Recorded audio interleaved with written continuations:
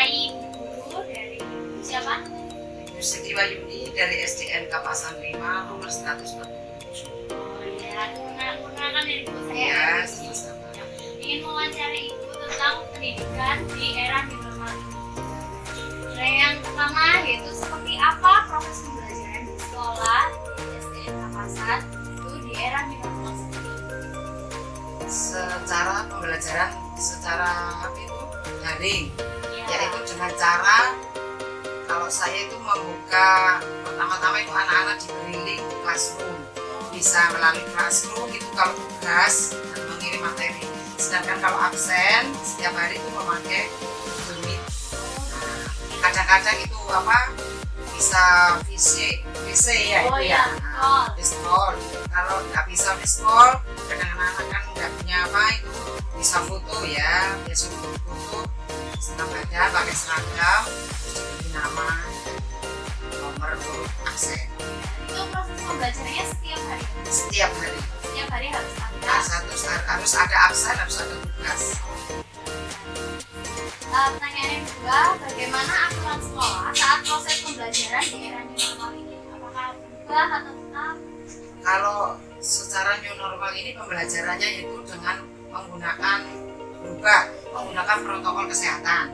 Sebelum memasuki area sekolah, ini kan nggak ada mendatangkan murid, cuma kalau ada wali murid kebetulan sekolah itu memakai sebelum masuk halaman memakai masker, terus cuci tangan, menjaga jarak. Terus ruang-ruang kelas untuk mengantisipasi itu diberi jarak. Berarti kalau misalnya tempat duduknya berarti harus ada yang kosong. Harus ada yang kosong, harus ada yang udah dikasih belum flat pen. Oh, ada aturan sekolah lain yang berubah? Ya ada itu. Kalau dulu kan sebelum daring kan sebelum COVID-19 kan, kan jaga disiplin, masuk saling kepada guru. Kalau sekarang kan tidak ada murid, ada wali murid ke situ, yaitu memasuki area sekolah itu memakai masker, terus cuci tangan dulu sebelum masuk. Terus kalau ada perlu dengan guru menjaga. Selanjutnya menurut ibu, apakah lebih mudah mana sistem pembelajaran daring, luring atau offline? Nah, kalau menurut saya itu lebih mudah adalah luring. Sebab luring kan bisa tatap muka dengan murid. Oh ya. Terus pembelajarannya melalui buku murid bisa. Jadi lebih enak. Lebih enak luring. Soalnya kan tatap muka dengan murid bisa mengetahui tingkah laku murid, bisa kita memberi nasihat, bisa menerangkannya itu lebih enak.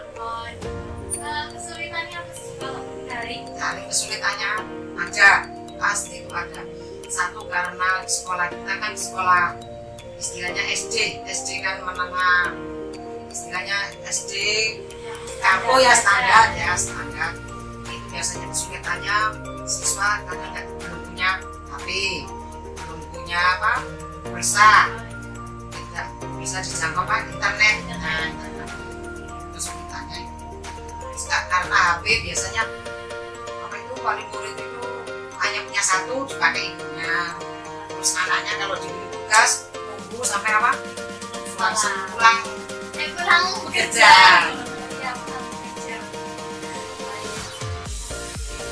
Lanjut, apakah siswa tetap diwajibkan ke sekolah beberapa kali dalam seminggu? Tidak boleh. Siswa apapun dengan alasan apapun, siswa tidak boleh datang ke sekolah. Jadi sudah steril dari siswa. Sudah steril dari siswa. Wali. Hanya wali umpama ada perlu, bolehkan hanya yang datang wali. Seberapa sulit atau kendala apa saja bagi guru menjalani kegiatan belajar jarak jauh melalui daring? Kesulitannya yaitu ada anak tidak punya HP sendiri atau hanya punya keluarga punya satu, terus ibunya atau ayahnya bekerja, HP-nya kan cuma satu. Nah, terus anak-anak sekarang itu kan kesulitannya yaitu kadang ada yang tidak mau melihat WA, HP-nya ada yang dibuat game. Nah, ya itu.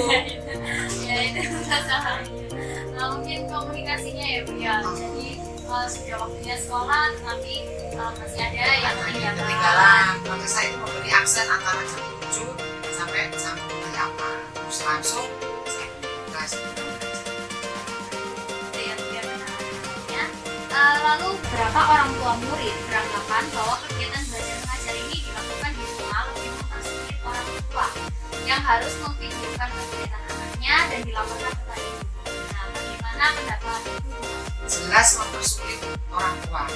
Biasanya kan orang tua kalau belum ada COVID-19 ini kan masuk sekolah, terus anaknya langsung sekolah, orang tuanya bisa langsung bekerja, atau yang tidak bekerja ada yang langsung di rumah menyelesaikan pekerjaan. Nah ini kan harus mendampingi anak belajar, mendampingi menyelesaikan daring itu. Terus kalau ada berguru untuk kolase, nah itu kesulitannya orang tua seperti itu. Berarti ibu setuju ya dengan kesulitan? Iya, setuju aja. Kasihan kalau orang tua bekerja. Untuk metode penilaian siswanya seperti apa pada kegiatan belajar secara daring? Kalau daring itu penilaiannya kan anak-anak diberi tugas sendiri ya, kan di Google formulir atau Google Form ya itu. Nah itu kan anak-anak kan diberi link di situ, diberi tugas di situ, nanti secara kirim di screenshot nilainya dilihat di situ. Terus nilainya juga bukan dari situ aja, kadang-kadang saya beri tugas tulis, disalin di buku tulis, terus kirimnya ke Japri pribadi, kan ada itu. Jadi tidak hanya melalui Ya, tapi juga ada tugas, pribadi atau Japri gitu. Iya. Nah, bisa biar hasilnya kan kalau nulis itu biar namanya cek contoh gitu. Nah, ya sudah berarti Japri, kan nilainya bisa dilihat dari situ. Jadi nilainya juga berbagai macam ya, ada yang nanti kalau mau kan tidak 100 terus kan daring itu kan bisa diajari orang tua, ada dilihat itu termasuk apa bagus, bisa kurang. Selanjutnya menurut ibu, apakah ada dampak mengenai pembelajaran secara daring? Ini mata-mata negatifnya. Kalau positifnya dampak ini pembelajaran daring, satu, orang tua bisa lebih dekat dengan anak, nah bisa mengetahui perkembangannya anak belajar, bagaimana kesulitannya anak belajar itu bagaimana, bisa tahu kesulitannya guru itu caranya ngajar itu begini ya. Kalau negatifnya yaitu anak-anak itu negatifnya kalau terlalu sering main HP, ditakutkan nggak diawasi bisa main game. Nah ya itu. Terus sekarang banyak orang tua yang menggunakan soal pulsa. Pakai data ya. Pakai datanya.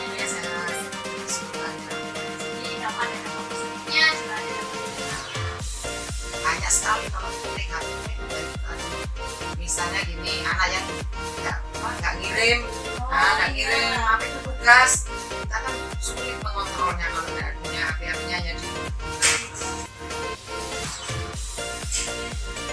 Lalu kira-kira apa pesan dan pesan-pesannya untuk kegiatan belajar mengajar? Pesan-pesannya saya yaitu anak-anak harus tetap lebih semangat belajar, jaga kesehatan, jaga kebersihan, ya supaya kita sehat. Mudah-mudahan kita berdoa bersama-sama dengan anak-anak supaya COVID-19 ini cepat berakhir dan kita bisa bertemu kembali di sekolah-sekolah seperti biasanya. Ya, amin. Semoga terjadi ya, semoga COVID ini juga sudah selesai ya. Terima kasih banyak ya atas wawancara kali ini. Terima kasih dari saya.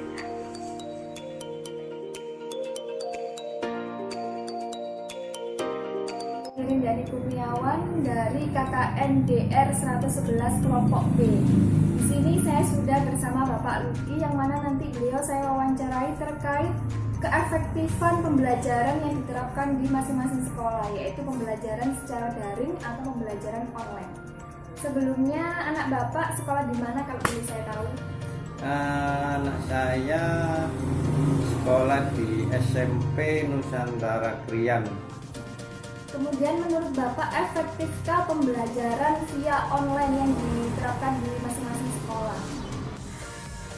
Kelebihannya itu anak di rumah harus online sama HP-nya melihat dari tugas seorang guru untuk dicermati dan dipelajari.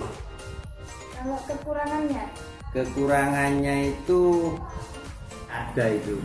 Kelemahannya satu, masalah pelajarannya ada yang tahu dan ada yang bisa atau tidak tahu. Kalau tidak tahu itu tanyanya itu kan lebih sulit. Tanya di mana masalah pembelajaran lewat online. Nah, itu kelemahannya dan kekurangannya. Soalnya guru itu setahu saya hanya memberikan tugas tanpa menjelaskan materi. Nonton nggih?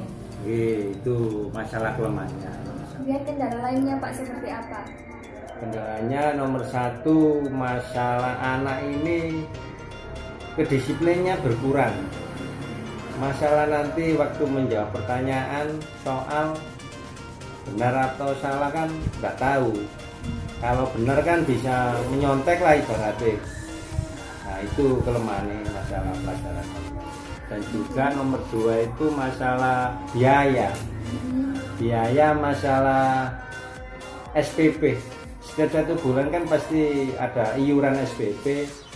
Tapi anak kan tidak bersekolah. Posisinya kan di rumah. Karena kan ada pembelajaran online. Nah, itu kelemahannya. Kalau dari anak Bapak sendiri kesulitannya seperti apa kalau misalkan diberikan tugas secara online? Nah, masalah kesulitan kan dilihat dari pelajaran apa yang diberikan sama gurunya itu. Semua anak kan pasti ada kelemahannya. Bisa-bisa semuanya itu bisa dijawab dengan benar masalah pelajarannya. Kalau ada kekurangannya tidak bisa menjawab, lah itulah kelemahannya dari situ. Tanya kemana? Jadi menurut Bapak sendiri pembelajaran secara online itu tidak efektif atau kurang efektif untuk diterapkan di anak usia SD sampai ke atas SMA gitu Pak ya? Iya. Tidak efektif.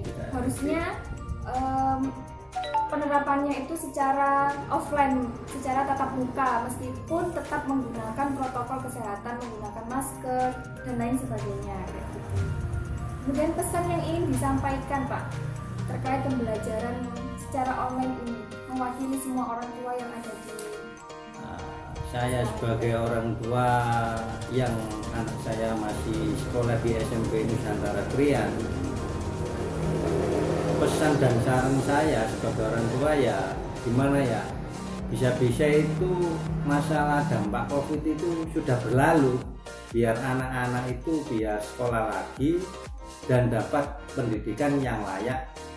Kalau lewat online gini kan pengawasannya kan nggak sepenuhnya, tidak 100%. Kan orang tua kan kerja, anak-anak masalah pembelajaran kan nggak bisa fokus, tidak sepenuhnya bisa fokus. Tuh. Saran saya ya mudah-mudahan dampak COVID ini bisa berlalu, bisa sekolah kembali. ya. Itu aja. Terima kasih Pak atas waktunya dan terima kasih untuk jawabannya. Ya sama-sama buat semua orang tua bisa mendengar masalah ini, keluhan-keluhan dari orang tua. Terima kasih.